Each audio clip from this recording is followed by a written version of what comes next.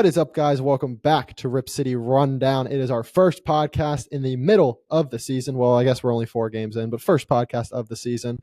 It is just a 2-man show today. It is me and Wes. No Cody once again, but if you want to see Cody, you can go watch our TikToks, and I'm sure you will see him in a podcast in the future. The Blazers are 4 games in. We got a win at home against New Orleans, the second of the 2 New Orleans games, followed by a loss to the Kings on the back-to-back. We'll talk about what we like, what we dislike, some players we thought have played well, some players we thought have not played well, some players that haven't even played yet. Wink, wink. West, how are you doing today? Blazers are 1-3. It's about as expected as we thought it was going to go. I think the last podcast we did, we were like, Blazers are going to go 1-3 because we were like, we're going to lose to the Warriors and split the Pels because it's impossible to beat a team twice in a home and home in the NBA. Also, it's so weird that we played them at home twice. And then, going to Sacramento as 12-point dogs. We don't cover, losing by 13. Not that matters for me. I was going to say, sounded personal.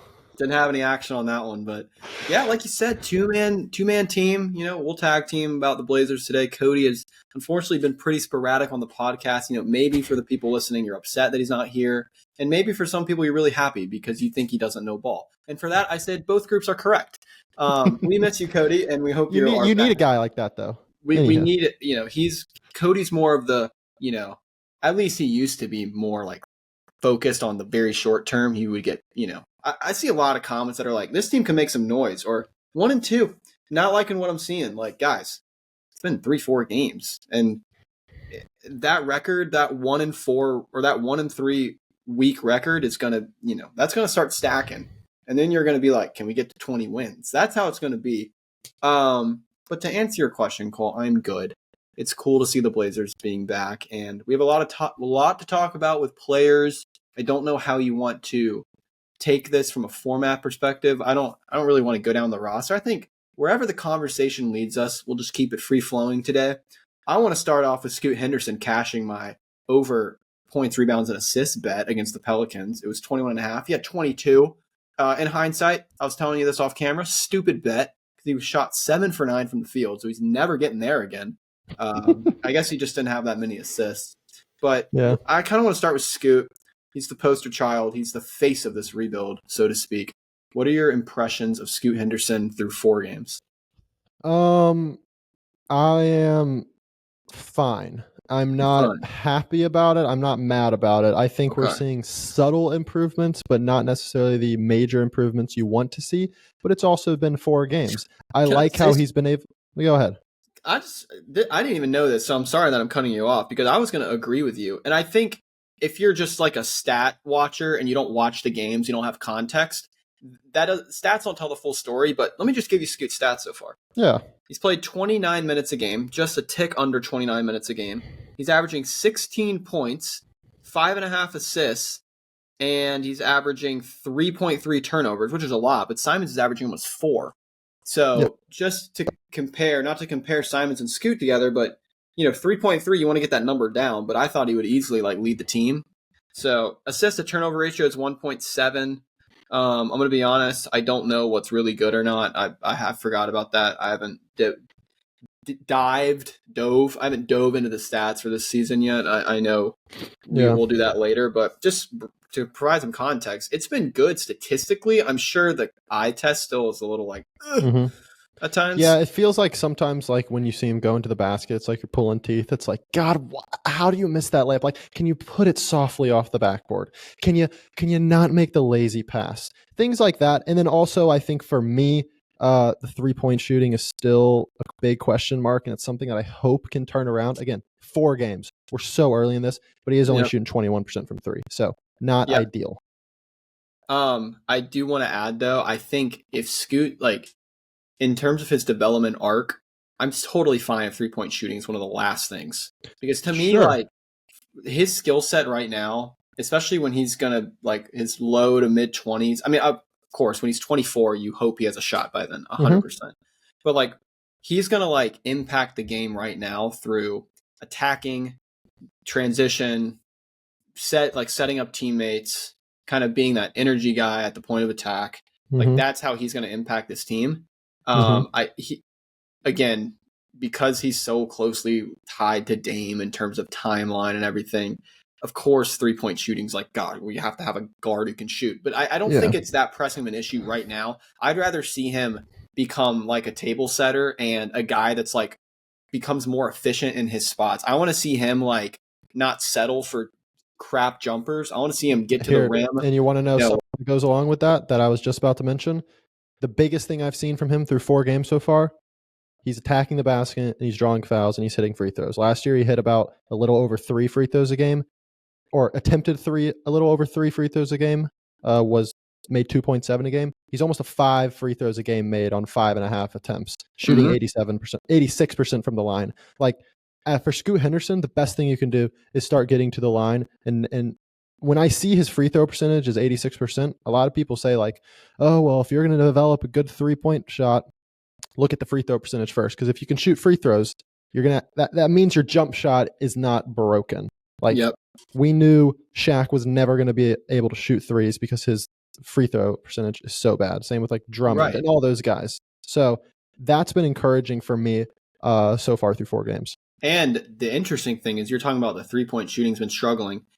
Just kind of, again, 4 games here, guys, but he's taken 14 shots. Like that's what we have to talk about. Early. So I'm not saying this is what he's going to do for the season, but we've seen 4 games, so we're going to go off the 4 games. Last year he shot 38.5% from the field. This year it's up to 41. Still not probably where you want it, but it's an improvement. But the 3-point percentage is down 10% from last year. He was shooting it at 32.5. Now he's shooting it at 21.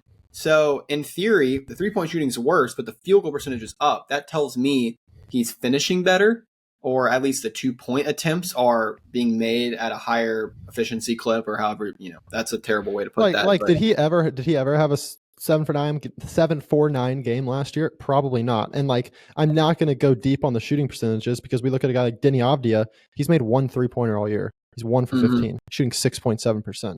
But I'm not worried about Denny Avdia shooting the ball. So, like, again, so early, it's more just initial reactions. But for the most part, if I had to give Scoot, I know I said like I'm in the middle. If I'm going out of 10, and if 5 is where average, like exactly how he was last year or something like that, he's like a 6 or 7. Like he's and it's promising.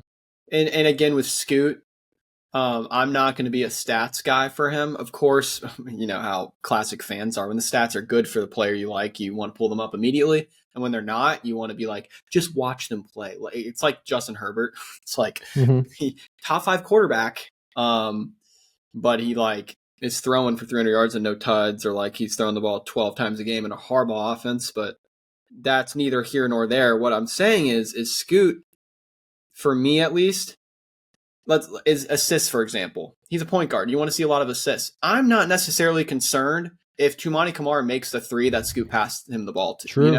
It's more like, is he setting up his teammates, putting them in position to succeed? Is he making the right read? Because, like we talked about this all the time, especially as the season goes on, the empty stats are a real thing. And on a losing team, it's tough to like really like peer through the statistical just heap of all that information. And for example, was it Brandon Goodwin? Is that Brandon? What was his name? Williams. Who am I thinking? Brandon Williams. Yeah, Brandon Williams, averaging like 19 the last 10 games. Like, okay, nice. Like, I thought he was a stud. Some people probably did. 10 games though. But and again, it's like it's only been 4. But I think, especially with Scoot, you have to like watch. If you're not gonna watch the game, at least like watch film. Is for fans, that's such a stupid word. Watch the film. Like just watch watch the ball, watch the highlights, or if you can record the games, and that's only if you like really want to see. But don't be that guy that's like, oh, Scoot shot 7 for 9. Like that's great. I mean, he shot 1 for 3 from 3. It was his best game. He only had 15 on 7 for 9 because he didn't get to the line. But there's just context, everything. And I think with Scoot, I'm not going to, ride or die on his assists per game, or like, we got to get that points per game up to 15. Of course, you want him above 10. I mean, he's clearly on his best day, the second option. If he's cooking, he's never going to be the first option in this team. More likely going to be 3rd or 4th, depending on how DA or Denny's doing, because it's Simons and Grant right now. But he has a role in this offense, and I think I like what Chauncey is doing with him in terms of not just giving him, like, Simons is obviously the predominant ball handler, but I mean it's him and it's Simons and Scoot. So like Scoot is a very important role on this team. Yeah. Speaking of Simons for me, if we're looking at like biggest, it's using the word disappointment is so loose through 4 games, just something to monitor. I feel like we've talked about how great of a shooter Simons is. I know I have a lot because he's awesome, but I'd love for him to take the next step efficiency wise inside the 3-point arc. Like I would love to see him get to like a 45, 46% from the field. Yeah, like he's 37% from the field through 4 games. He's 30% from 3. He just takes tough shots, and like he's such a microwave that like it's unfortunate, but he's one of those guys where it's like if he's on for the night. If he's off, he's off. Like in his games, he's gone 2 for 7 from 3, 2 for 9 from 3, 1 for 7 for 3 in his 3 off games. And he went 5 for 10 from 3 in the other one. Like I don't think he's going to be consistently going 3 for 7, 3 for 8. I think it's either going to be a 2 for 8 night or a 6 for 12 night because he's going to get the shots up. Yeah, and what I want to say about Simons is like, I think like to your point, the next step for him is not just can you score in bunches, it's can you like, if you're not shooting well, this is why Dame was so good. Like, okay, I don't have a shooting night. I'm going to relentlessly attack and warp this defense and shoot 14 free throws, or I'm going to have 12 assists. And I want to defend Simons a little bit. Like, again, this team is not good and there's not a ton of spacing out there. Mm-hmm. So it's not like this guy just can run pick and roll with DA and have a ton of space because, you know, defenders on the weak side or strong side have to really respect Scoot, Chumani, Denny, whoever it is. Like, we don't have Buddy Hield or Klay Thompson in the corner. We don't have in the corner. And I want to like give Simons his props in that in a way. Like he's had a couple bad games. Like I think his most recent game was probably his worst one. He only ended with 12 points. Like he was pretty in the doghouse the whole night. But I think if you're a stats watcher, you look at his second New Orleans game when we won, 8 for 17 from the field, 5 for 10, 27.6 assists, and you say that was his best game. I think in my opinion, the best game I've seen from Simon so far is what a stats person would say is his worst game. 6 for 20 from the field in the New Orleans loss, the first one. But he ended with 24 points and 7 assists because he was having a bad shooting night. But like you said, he got to the line. 10 for 11 from the line. I want to say you can probably count on two hands the amount of time Simons has been in double-digit free throws. Maybe one hand. Like, that would be an interesting thing to look at. And I might do that right now while you talk.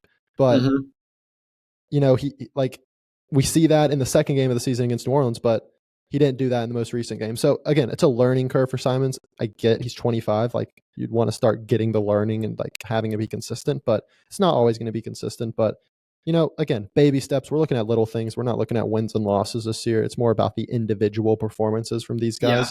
That's most important. And I think overarching, as I bring your point to a team, kind of a team overview, is that's what we're looking for. Like, we're looking for pieces that can coexist with one another and make each other better. And I know, like, the rebuild has created a new identity of, you know, speed and playing fast and being athletic and basically not what we used to be, but it's going to take some time to find who can do that at a high level. And I think Simons can. It's again, when you talk about like consistency with Simons, what's so hard about Simons in being consistent is that you play on a team that is not consistent. So, and I don't know, it's tough because even Dame could take over games with the best of them. Like, I don't want to take anything away from Dame, but Dame had at least like CJ, who could, you know, if Dame is having an off game, and I guess that's Jeremy. That is Jeremy for Simons. But it's just like on a totally different level. Like, obviously Simons isn't Dame and Jeremy's not prime CJ. Right. And so the team around Simons is still not pulling their weight in terms of what we're expecting. If we're expecting this from Simons, then we need to expect this from the rest of the guys. And Because it's Simons, unfortunate because Simons is going to probably get traded here at some point in the future. Like, I know I say I think we should keep him, but I feel like at some point we'll trade him. And I know as soon as we trade him, he is going to go to a most likely contenders where he's getting traded to, and he is going to be very, very good. it'll be interesting. That's a conversation for another day about what he'll be on another team. And by the way, before you get to your next point, Simons has only had 2 games for that last game or a couple games ago in his career with 10 free throws. So and this is already right there, we saw a year 6 career high performance or whatever. Very rare thing for Simons. Hopefully not. Your 6 or your 7? I think it's your 6, which is crazy. 7 would be crazy. I think 6 is correct though. 18, 19. He's gone 1, 7. 2, 3, 4, 5, 6. It is year number 7. That is insane. It's already year number 4 of him playing like a lot of basketball with this team, like starting. Like that's crazy. Yeah. So year 1 was the Pelican sweep. Year 1. Or no? No, year 1 was Western Conference Finals. That was when against the Kings last game of the year. That was year 1. Yeah, because it was 18, 19, 20, 21, 22, 23, 24, and this is 24, 25. That's gross. I mean, the fact that we're entering 2025 years is insane in itself, but yeah, that is. Just to go back to Simons though, like when you were talking about possibly trading him, I feel like Simons being traded or not is directly correlated to Scoot's progression. And I'm not saying we're going to trade Scoot, but like, I don't know. It's also like we're not in the GM circles. We're not in those talks, obviously. So like Joe Cronin could be like, we're not trading Simons until 2026. And then someone comes with the mother offer and you're just like, okay, well, we need it. Well, that's a great offer. The problem is I just like the longer it's taken for Simons to get traded, if that's what we're trying to do. I don't think we're trying to do that necessarily though. But like Simons is the same type of player as a like Tyler Hero. I think he's better than Tyler Hero, but he's the same type of player. Like I didn't get to watch the game in full last night, but I got to watch the first half. I watched the highlights in the morning. And second half, about 4 of the highlights are just Simons getting bullied on defense. And that's just the type of player he is. That's why I think if he does go to a contender where he doesn't have to be like the focal point of a team, he will be an elite player in his role. But as I was saying, I just like, hopefully that motherload offer comes if we do in fact trade him, but it's just, I don't think it would ever happen, unfortunately. Yeah. I don't know. Guards just don't hold value. Like it's interesting. Well, that's Sharp by far has the most like NBA prototypical what you want in a guard type of build, but he's the guy that can't get on the court. So it's unfortunate because like Scoot's too small. It's not too small. Scoot is a smaller guard. That scares people. Simons is an offensive microwave that plays no defense. That scares people. Sharp technically has all the tools, but he can't stay healthy, which scares people. So it's very interesting how. Yeah. I mean, every player has its flaws, but hopefully one of those 3 ends up being the guy. But we wait and see. That's what we've always been hoping. Boys at the hope. But that's a good, just the NBA in general, that's where the league's headed. It's been heading this way is you need playmaking and you need playmaking with size. Yeah. You need a hub. Your offensive hub has to be a big. It doesn't have to be like a wing or a big. A guard cannot be the best team on a championship. We have said this for so many years that this is like, I feel like we originated that take. Like that's our take. When people hear that, they should think of Rip City Rundown because we've been saying that we probably said that after we lost at Denver in 21 on our first podcast. We probably did. And then probably a couple podcasts later, we were just like, oh, if you just get help around Dame can do it. He could be the first. Yeah, I know. It's so fun how reactionary we get. One thing I do want to mention here, moving on to another player. Chris Murray's been playing 16 minutes a game. That's 16 minutes too much. Sorry, I'm kidding. I wanted to just do that to be funny. He hasn't been awful. I was surprised by how much he was playing last night as we're recording this. But I do want to say him, Rupert, and Kamara there are times when they're on the court where they look the exact same. They're the lengthiest guys ever. They're obviously all light skinned. Rupert got some run last night. Again, that's what we're looking for. Kamara's been great, but before I move off of Chris Murray, I know I'm a big hater of Chris Murray. Still don't think he should be playing a ton of minutes. Still think it wasn't a great pick, but at least he's hit 43% of his threes. It's only like 8 attempts, but hey, I'll take that. Kamara, though, he's been great. Kamara has been really good. The defense is obviously there, and then he's honestly shooting the ball not too bad. Yeah, he's 50% from 3, taking 2.5 attempts a game. Yeah, it's definitely. I'm on a podcast. Oh, really? Yeah. Sorry, my brother just walked in. So he was asked, he was like, Toumani? And yes, Toumani. Yeah, Toumani, he's like, wow, you're talking about the Blazers right now? Toumani was like a throwaway, quote unquote, in the Dame trade. Yeah, and he's probably going to be the best player long term for the Blazers out of anybody we got in that trade, which I'm not saying is a bad thing, but he's good. Let's talk about the prized player of the Blazers right now, the Klinger. Yeah. Tell me your thoughts on Fortnite.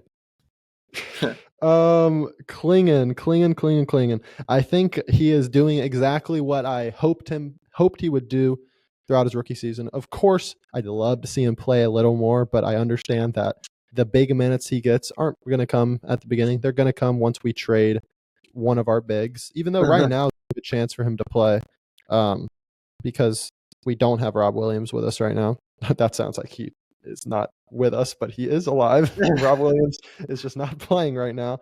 But he's defensively, he's been great. I mean, he's shown the shot blocking presence. He's shown the kind of what's the word? He scares the opponents away. Like he's like a deterrent. The fear factor. Yeah. Like once a player goes up against them, even if they make the shot, they know like, ooh, that was tougher than I thought. And he's just a massive human being out there. It's crazy. He is a walking U-turn sign. People come in the paint and they hang a Yui. Yeah, literally. But they're dudes. Offensively, I'd love to see a little more, but 4 games in. 4 games, I don't. That's why I was saying all I was expecting at the beginning of the season was maybe catch some lobs and play defense, and he's doing that. I want him to tap into his strengths and acclimate to the league. And the most impressive thing for me is like, there's dudes who are like 7'2", or like 7'2", and then there are dudes who are like 7'2", and he's 7'2". He's 7'2". So if you're listening on Spotify, you probably were so confused there. But if you're on YouTube and you saw my face, 7'2", and he's 7'2". What 290, something like that. Big cat. He's a big cat. He's a big cat. I like his. He's got great defensive feel for protecting the paint. And he is what I love about Klingen. We said this from the draft. Like this draft was, of course, in every draft you're going to have a star or two, but this draft was going to be, can you find talent that's going to be maximized within what you want to do? AKA, like, can you find a great role player or like a great third, fourth option? And of course, like Rob Dillingham, for example, might be able to be like a Jordan Clarkson for a playoff team. That's super valuable. Of course, you're like, well, they traded up for him at 8, but that's what you were working with this draft. At least, like, that's how it's being perceived so far. For the Blazers, getting Klingen at 7, I think it's great. I think Klingen brings something to the team that we don't have. I love DeAndre Ayton. He's not someone, I mean, he's a big dude, but he's not Klingen on the defensive end in terms of just pure timing and talent and all that. Ayton's way better, obviously, in totality. But Klingen is a specialist at blocking shots and deterring the offense. The Blazers' defense has been pretty solid so far, I feel like. I know Golden State ran us out of the gym, but I don't know. I'm actually, while you talk, I'm going to see where the Blazers are on defense. Well, I was just going to have you kind of, or just read out to you the Rookie of the Year odds for this year. Okay. And then it made me think like, oh, how are these rookies doing? And I looked up Alex Sarr's stats. Dude, he cannot shoot at all. He's averaging 7 points per game in 24 minutes, and he's shooting 28% from the field, 18% from 3 on 5 attempts from 3. Yeah, that's terrible. Just because I saw that, because he's 5th in the odds. Zach Edey's the best, tied with, or just above Castle, Reese O'Shea, Connect, Sarr. Klingen's 10th. It's probably just because Klingen's going to have trouble getting the gaudy stats that Yeah, the casual fan looks at. Gaudy. Impact wise, he might be. It's funny. He might be the best guy. Impact wise. So this is just the Blazers are 4th in opponent paint points at 40, and we are also, we're dead middle of the pack in terms of defensive rating. Which, you know, if you've been a Blazer fan for more than 2 years, you're like middle of the pack. We're winning. Yeah, literally. The problem is but like defensive rebounding, we're not top half. That's not good. Blocks, we're top 10. You know, so we're putting the clamp down on the paint, and I think Klingen's a big part of that. I also think Robert Williams, when he comes back, is going to play. And whether he takes some Klingen minutes, there's some shuffling and jumbling of minutes across the roster. The Blazers team is weird where like they have like 13 guys who like aren't that good, but like deserve minutes. Like yeah, exactly. It's weird. Minutes. Yeah, I forgot about him. He's going to come back. Play. Like Rupert, I know you don't think he should play, but that's neither here nor there. Much better. By the way, I don't think the Blazers are going to win a game until Wednesday, November 13th against the Timberwolves. I think we're about to embark on a 1, 2, 3, 4, 5, 6, 7, 8, 9 game losing streak, which I'm all for. I don't think we win our first game to LA, the Clippers in front of the wall tomorrow night. Then we go Thunder, Suns. Don't think we win those. Don't think we beat the Pelicans on the road. Honestly, don't think we beat the Spurs on the road. Not the Timberwolves on the road. Don't beat the Grizzlies at home. The first NBA Cup game against the Timberwolves, we will not win, but we will beat the Timberwolves on the second of a back-to-back as they rest some people. Calling my shot here. That is a detailed shot. I will say, just like last year, I am going to be extremely interested in watching the NBA Cup because I think it would be very fun if the Blazers go 20-62 this year, but make it to the final 8 of the NBA Cup. Because I want make it to the final 8 to where we're playing a meaningful game in front of a playoff atmosphere. That would be a ton of fun, and that would give our guys it's literally a mini postseason. And I think it's stupid for teams that actually want to win a championship. I think it's great for teams like us. However, we are in a group with the Timberwolves, the Rockets, the Kings. Timberwolves, Rockets, Kings, Clippers. Obviously, we won't be favored in any of those, but you never know. We can make a little run, which would be very fun. Yep. But yeah. Just a couple stats, because I'm back in cleaning the glass. And hold on. Got it. So, hold on. We're going to go to defense. Got it. So, Jeremy Grant is block percentage. It's what percentage of opposing shot attempts did the player block? Okay, block percentage. So I guess for every 100 shots, Jeremy blocks 3.5. He has a 3.4 block percentage. That is in the 100th percentile in the NBA. Okay, you got that? 3.4%. Donovan Klingen's at 7.8%. That's impressive. That's ridiculous. That's impressive. That is ridiculous. I mean, they're both 100 percentile. Just Klingen's, that's insane. Denny is in the 95th percentile of steal percentage. Shout out Denny there. Tumani up there. Grant up there. I think our wings can play a little defense. We just can't score. That's fine, though. In terms of shooting, I just want to shout out. Wow. Okay, so our best player from the mid-range is Simons. Golly, Scoot's not been that bad. I'm going to be honest. Again, this is like incredibly small sample size. Simons 6 for 13 from the mid-range. But it's more just like we suck on offense and we have some potential on defense is where I'm going to put this team. Yeah. Okay? That's where I'm putting this team. What is this is completely changing topics, but I just was reminded by looking at the schedule. Oh, here we go. I'll let you finish because I'm kind of done with the Blazers. Yeah, let me just. So the Blazers points per possession. This is just good statistics that you can't get on ESPN. This is for people at home. If you hear a stat where you want to chime in and offer some insight on, please do. Go ahead. Points per possession per 100 possessions. So, you roll the ball out, or the Blazers get 100 possessions down the floor. Number one is the Celtics. They're scoring 136 points per 100. The Blazers are going to be 29th in the league at 105. Offense has been a little shaky.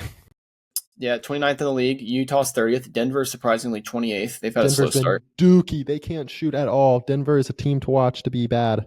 Hey, I literally, if you guys want to watch my over-under for each team, I said one of my best bets is Denver under in the regular season. Yeah, my favorite overs were Phoenix and OKC, and I think they're combined like 6-1. But it's early. It's early. The Blazers are also the second worst team in terms of effective field goal percentage. That just kind of adjusts. Makes sense. I mean, you think about guys like Simons hasn't been shooting well. Denny's been shooting atrociously. Scoot obviously hasn't been shooting amazingly. So makes sense. We are 26th in the league in turnover percentage. We're turning it over about 1 every 6 possessions. That's not great. I would be curious to know what the league average on that is, because that doesn't sound good. The league average is about 15%. Wait, and what were we?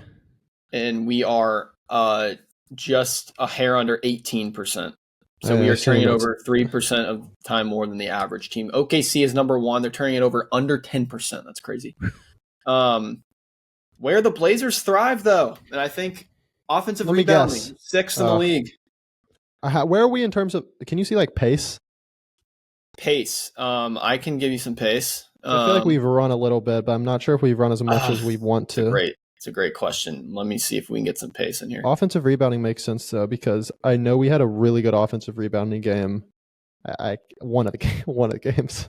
I don't remember. I don't remember if it was the first or second Pelicans game. I don't know if I can get pace up in the sky. What about? I guess what I can do is I probably can find possessions per game. Maybe that could work. It's probably similar. I'm just going to look it up on Google and see if I could even find it without anything. Yeah. Okay, here we go.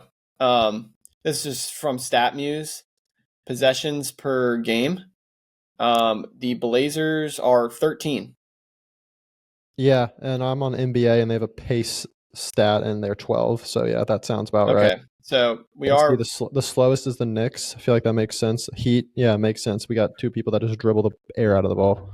Yep. Now, where the Blazers are an inverse of the 2010 Blazers, the Damian Lillard era. The Blazers are 10th in defense in terms of points per possession. They are obviously better than league average. Golly, OKC clamps. It's insane. They're so good, and they don't even have Hartenstein right now. Clamps, dude. It's crazy. Yeah, we're tied with Minnesota. Yeah, we're tied for 9th in defensive points per game. We are top. We're 12th in turning teams over. We don't allow offensive rebounds.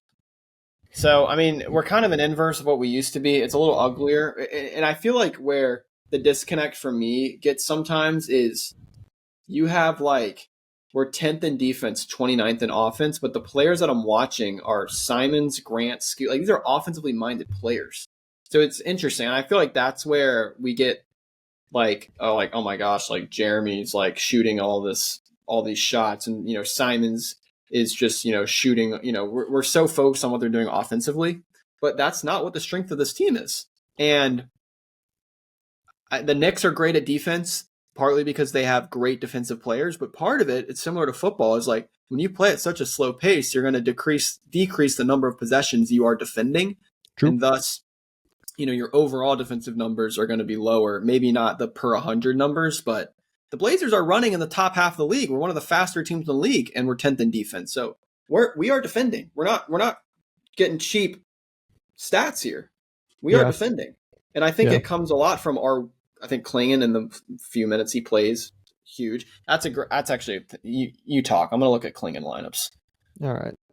What I was going to say, I feel like that probably has a little to do with Chauncey. Chauncey's finally getting more and more players that are into his style. I don't even want to get into Chauncey Billups. I don't even know what to think. I don't think he'll be our coach next year, probably. So I don't want to get into that. Probably has to do with the fact that we've got a ton of length. I mean, I just talked about how we're Kamara, Rupert, Chris Murray, all just lengthy guys. Even Simons is a lengthy guard. Denny's he's a big bruising forward. Jeremy's lengthy. Donovan Klingen's lengthy. I could say every player on the team, they'd be lengthy except Scoot probably. I will say for those listening on the Spotify, make sure to give it 5 stars. And if you're watching on YouTube, give it a like. And if you can read what's behind me, do that. I don't know if you can do that on YouTube or Spotify. You definitely can't comment on Spotify. So this is. I just want to share this with you, Cole. This is the bench unit, basically. Yeah. And this isn't going to be good if you're Chris Murray takes, just by the way. So Scoot, Chris Murray. I filtered this by possessions played because some of these lineups have played 4 possessions. That's not going to tell us anything. So obviously the starters have played like 130. The second most used lineup so far they've played 41 possessions. Tiny sample size. We're going to go with it. Scoot, Chris Murray, Jeremy Grant, Jabari, Klingen. Mm-hmm. They have a defensive rating of 95.5, which would be good for like second in the league. So it sounds like Chris Murray's riding some coattails. You could argue, but I mean, Scoot, Chris Murray, and that's funny. Scoot, Chris Murray, and Jeremy. I think like none of those guys are like you think of lockdown. So I mean, one or two of them are doing something right. Or Kling is just that elite. And weirdly, they're playing good offense. I'm sure it's garbage time minutes, so I'm not going to take too much stock. Maybe it was the one little. Maybe it was from the game where Jeremy went off. Well, this is it could honestly be where because Klingen's only playing like 14 minutes a game, but they're rebounding higher, offensive rebounding higher. They're I mean the defensive stats with Klingen in the lineup are pretty good because there's nothing worse than getting absolutely just gashed in the lane. And I feel like we did that a lot, especially with Enes Freedom. Be careful with that. Excuse me. Do you have anything else with the Blazers? Game against the Clippers tomorrow night. Let's talk about a good team. Well, before I talked about the good team, I was going to talk about how I really wanted to go to the Hornets-Bucks game on November 16th in Charlotte. But it's a Saturday, and I got a game to work. Fortunate. But I want to see Dame live again. That would be so fun. And the Blazers have one nationally televised game. The Bucks have the same record as the Blazers. They're both 1-3. Didn't the Bucks win their opener? Yeah, and then they lost to the Bulls, the Celtics, and the Nets. Shout out Doc. Yeah, honestly, Cody sends all those Doc videos. Haven't watched one yet. Don't know if I will, but Cody, we need to get Cody in here for a little Bucks podcast. Let's talk Ducks, though. They go to the Big House this week, and I want to say they're pretty heavy favorites. 14.5. The game scares me a little bit because Michigan's got the talent, and Oregon in a couple games. It's really just the Idaho game, which was so long ago. Oregon's been so good since then. But if Michigan can keep Oregon just like can keep it a low-scoring game, like Michigan's obviously not going to win this game 38-35. They're going to have to keep if Oregon scores over 20, they win the game. But I'm going to be honest, Cole. Think we smoke them? Depends on what you define as smoke, but I could see like a 28-10. Yeah, that's fair. I think that's where I'm falling. Like again, I'm going off what I've been seeing, and I watch Ducks versus them, and to me, Dan Lanning has this team locked in and focused on the next play and the next jab and the next punch and the next opponent. I haven't watched the Illinois one yet. It's honestly not I didn't even watch any of that game. It's not great, but it's also like that was one of those games where like the spread obviously was so big, and you're like ranked matchup, and it was just one of those like what you're doing right now. It was a snoozer, but it's a ranked match. Like it's good times to be an Oregon fan, man. I remember Clemson back in the day. It's where I went to college. We would play ranked we played Notre Dame in the ACC championship, just obliterated them. Played Ohio State in the semis, 31-0. Like those are supposed to be like the Ohio State game. Those are supposed to be huge ranked games. Are on CBS at 3:30, and it just felt like a walk in the park. We'll just take care of this team real quick. It's Yeah. good times. I will say about the Michigan game, I feel like Michigan, if they want to win, they got to like keep everything in front of them. They got to So you're saying eliminate the. Sappington's gonna miss 8 No, kicks? they've got to eliminate the big play. They got to force it underneath. But the crazy thing is, like, that's kind of plays. And Oregon isn't a team that necessarily wants to throw the deep ball. They just want to get it out quick, get it into the player's hands, and they just make a miss. Like, I saw a crazy stat. I think Oregon is. I think in the Dan Lanning era, they are like 120 something in air yards per attempt. First in passing offense. Yeah, because you have elite scheme and elite playmakers and a quarterback that gets it to them.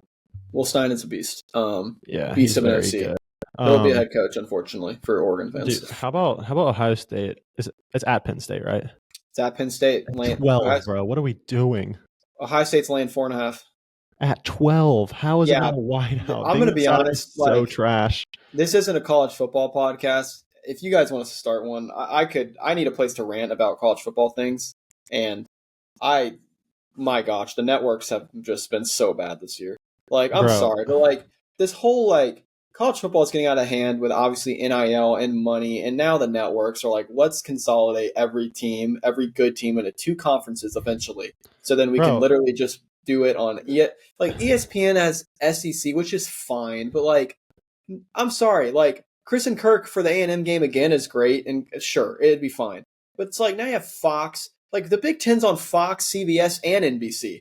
Ducks game's on NBC at night, fine. It's Noah Eagle, he's young, fine, whatever. I would have rather had Chris and Kirk call that game, but they can't because ESPN doesn't have Big Ten, because the Big Ten needs to just spread their cheeks over all these networks. Yeah, and it's like if Oregon's going to play a big game and you want good announcers, you got to watch it on CBS at 3:30.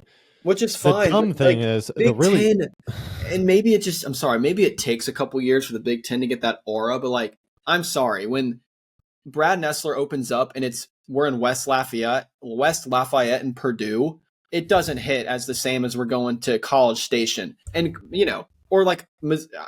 And we don't like SEC teams. We're against SEC bias, but we can still say with a straight face, SEC is CBS. SEC bias. Missouri being ranked, fella. Oh my. Yeah, I will say it's really dumb how the schedule is this week. The fact that Texas A&M at South Carolina is the primetime game. You put Clemson versus Louisville as the 7:30 ESPN game, still primetime. You bump down the SMU Pitt game, massive game for the ACC title race. It's on ACC Network at 8 o'clock. It's so dumb. And that doesn't even get me started with the fact that Oregon might not even, like, there's a scenario where Oregon goes undefeated and doesn't make the Big Ten championship because technically Indiana, who's the other? Yeah, Indiana and Penn State. Like, it's so dumb how these conferences have gotten so big that there's 2 conferences that could have this happen. The odds of it happening are low because the odds that you have 3 teams go undefeated are low, but still, like, SMU, Pitt, Miami, and Clemson have not lost an ACC play, and SMU, Miami, and Clemson don't play each other this year. So, like, well, what's going to happen is you're going to, like, especially in the SEC and even the ACC, for example, like, let's say Clemson has 2 losses and doesn't go to the ACC or doesn't win the ACC, but their 2 losses are to number 2 Georgia, number 3 Miami. Like, are they making the playoff, or are we giving it to Alabama, who has 2 losses and didn't go to the conference title? Like, that's what's going to be super. Like, people think the expanded playoff is going to eliminate the Florida State problem from last year, or like those problems. It's just going to bump it to the 12 to 15 range now. I'm against the expanded playoffs in terms of, like, it'll make to where different teams win championships. I think the same teams are still going to win championships, just as much as the 2-team or 4-team. But I will say, it is really fun to, like, feel like the SMU Pitt game has huge implications. Or the Group of 5. Watching Group of 5 has been Group of 5 has been so fun to watch this year. I mean, I guess I'm a little biased because I go to a Group of 5 school, but like, I'm about to watch Tulane come to Charlotte on Thursday night, and Tulane might make the playoff. Like, that's pretty cool. Right, but then you have SMU Pitt on ACC Network. Yeah. By the way, Charlotte's schedule this year, they have 5 losses. All 5 of their losses are against teams that have at some point been in the rankings. They lost to James Madison, great Group of 5 team. UNC, not as good anymore. Indiana, elite. Navy, elite. Navy and Memphis, 2 teams that could still make playoff. We're bumping Notre Dame. We're gonna just bump Notre Dame to number 8 because they got a ranked win over Service Academy. Are you serious? It's so dumb. Navy's not I that don't know. good. Sorry to bring this back to the Ducks. I think they beat Michigan. I think Oregon is really locked in right now. And I said this to Cash. I said, if Penn State beats Ohio State, Oregon is winning the Big Ten. Because I'm sorry, I don't think Penn State or Indiana can beat Oregon. If we play Ohio Yeah. State again, I don't think we can beat Ohio State twice. I'm going to be honest. Yeah, that's fair. It would be so nice if we did. It would be really nice if we somehow played Ohio State in the Big Ten championship, but they had 2 losses. So then we can knock They them would out still be like what Washington did to us. 3-loss Yeah, Ohio but- State isn't making it. I But don't think. you want to win Actually, your yeah, they conference. is. You get the auto bid. No, I know. I'm saying I hope Ohio State somehow. I just hope there's a scenario where if we beat Ohio State again in the Big Ten championship, it would be to knock them out of the playoff, similar to what Washington did to Ohio us. State is in the They're conversation. still making.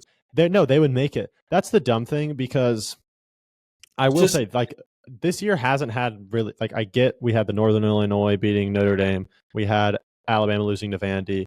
This season has not had much chaos. Like, I don't know. we're at the current moment, we are not on pace to have a 3-loss team in the college football playoff.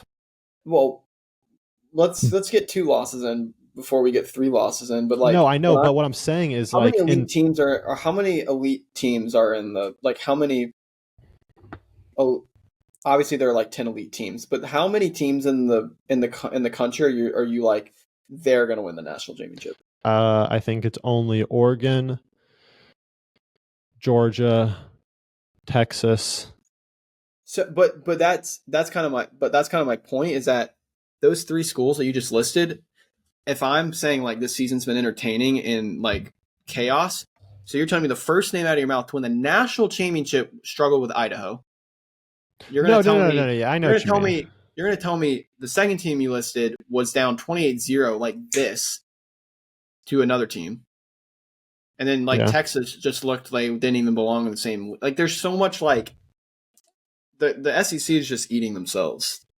It's cannibalism in the SEC, but there's not like this isn't going to be like the Georgia back-to-back Nats. Like, all right, we know Georgia's going to win type thing. Like, I have no idea who's going to win this national championship. Tennessee could win the Natty.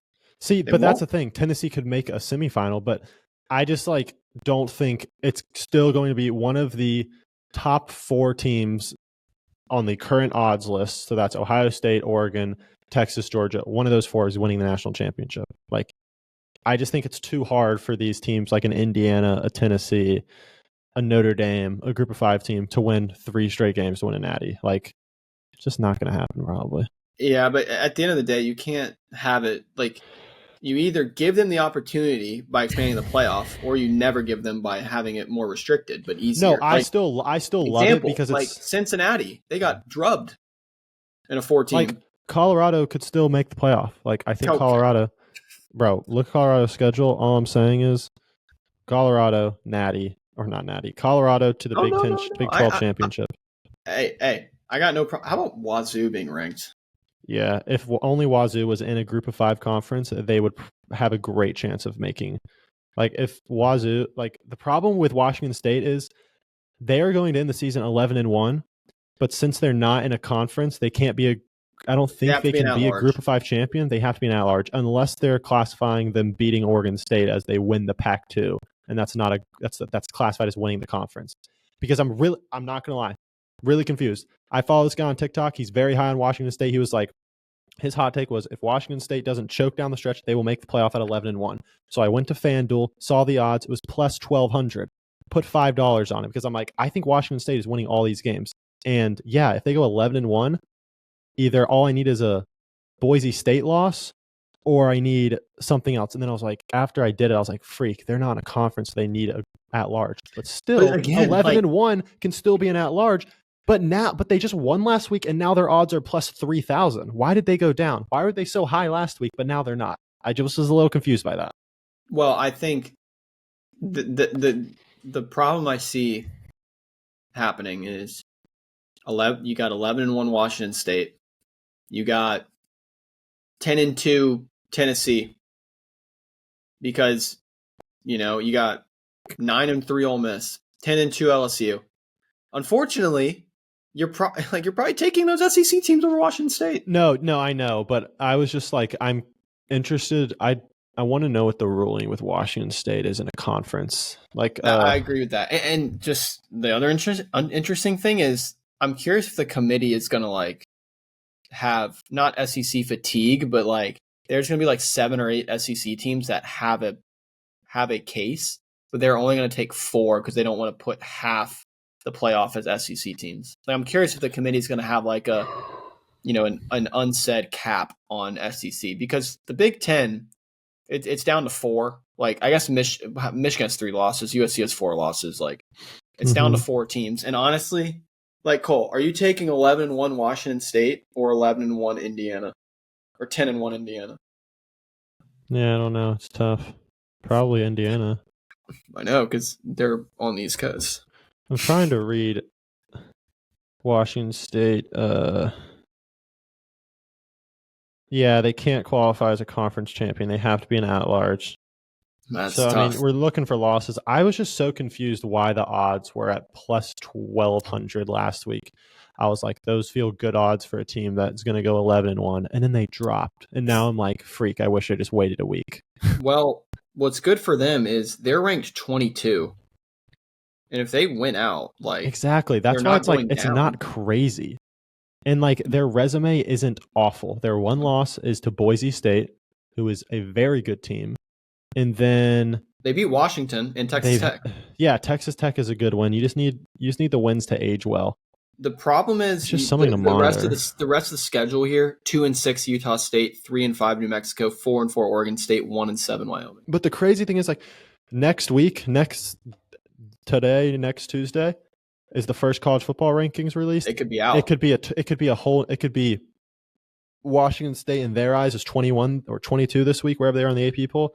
When in reality, in the college football playoff eyes, they're 16. Like, we could have a totally new. The problem is, I think the college football playoff is, for lack of a better word, no, I'm not going to say that word, is wimps, and they're just going to do what everything is. Like, for example, but if Indiana had Ohio State's logo, they would be number 5. They would be flipped. Like, since Ohio State was a top 5 team to start. Exactly. The AP poll is so garbage. No, but what I'm saying is, like, even though Indiana, based on what we have seen this year, deserves to be higher probably than Ohio State, because what is Ohio State's best win? Nebraska. I think that's their best win, who Indiana walloped by 49. Ohio State has a loss. I get it's to Oregon, and they looked good, and they could have won that game, but they didn't win the game, and you are supposed to win football games, and that's what Indiana's done.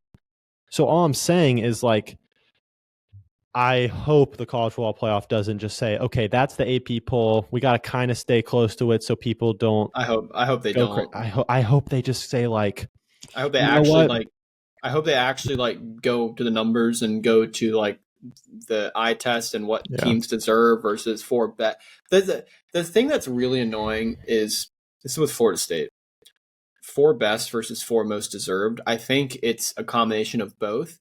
But they say they do the 4 best. So if you're going to do the 4 best teams, then why don't you just go to 247 Sports and pick the 4 teams with the highest rated rosters? Yeah, exactly. Like that, it's so stupid. What's the point of the games? Like, Florida State, and I get Florida State's a unique case. They lost Jordan Travis. They were going to be trash. But like, Indiana is Pitt, Indiana, BYU, Iowa State.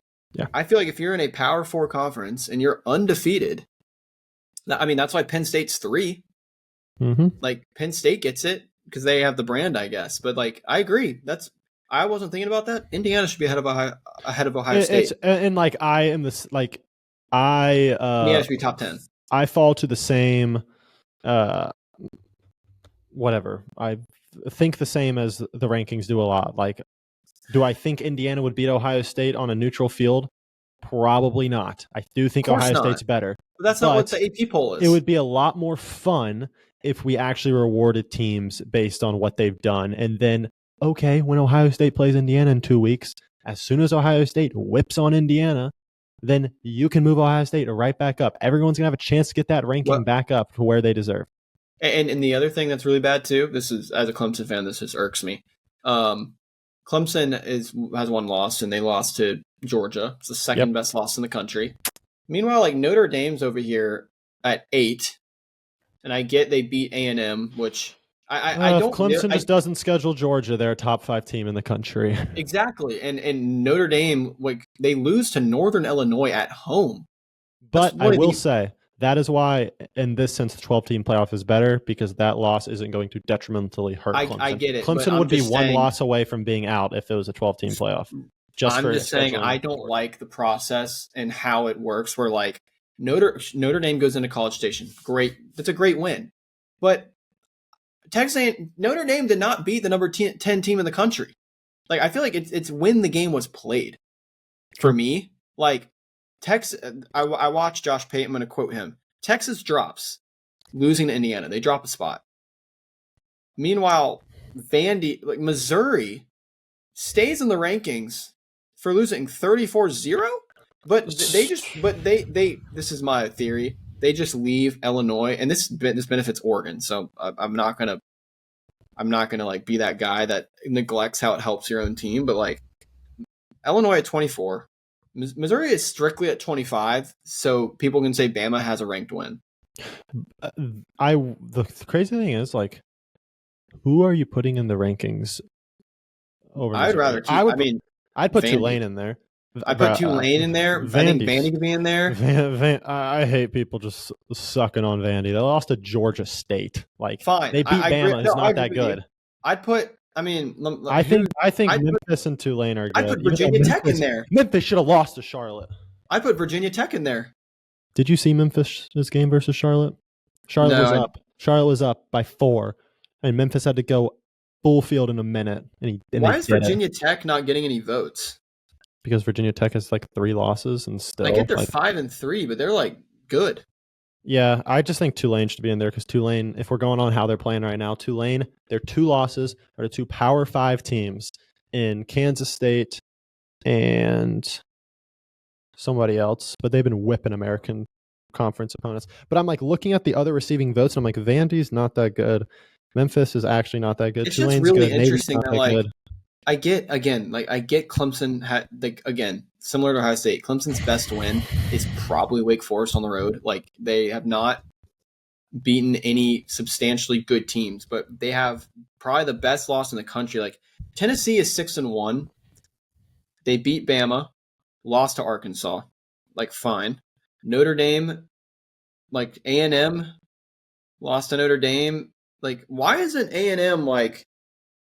I'm sorry. If you lose to Northern Illinois, like, what are you doing in the top 10? Yeah, I don't know how Notre Dame's 8. It's because it's Notre Dame, Cole. Because if they deserve to go up 4 spots for beating a Navy team on a neutral field, then that means Navy must be pretty good. But you just dropped Navy out of the top 25. Like, it just doesn't make much sense. There's no consistency. If you were going to say Navy is still a top 25 team after that, and you're saying that was a really impressive win, which I don't think it was, but if you were saying that, then I would be like, okay, then at least you're consistent. But it's like you're saying the Notre Dame win isn't even versus a top 25 team. I guess they're just saying that Texas A&M win is just looking better and better, and it's such a good win. But like again, Northern Illinois, that loss is getting worse and worse and worse. They're 4-4. They just lost to Ball State, I'm pretty sure. But anyway, we're rambling now. We are. We should probably hang it up. All right, who do you think wins the Heisman? Do you think it's Gabriel? He's the odds leader now. Ooh, then yeah, I think he does.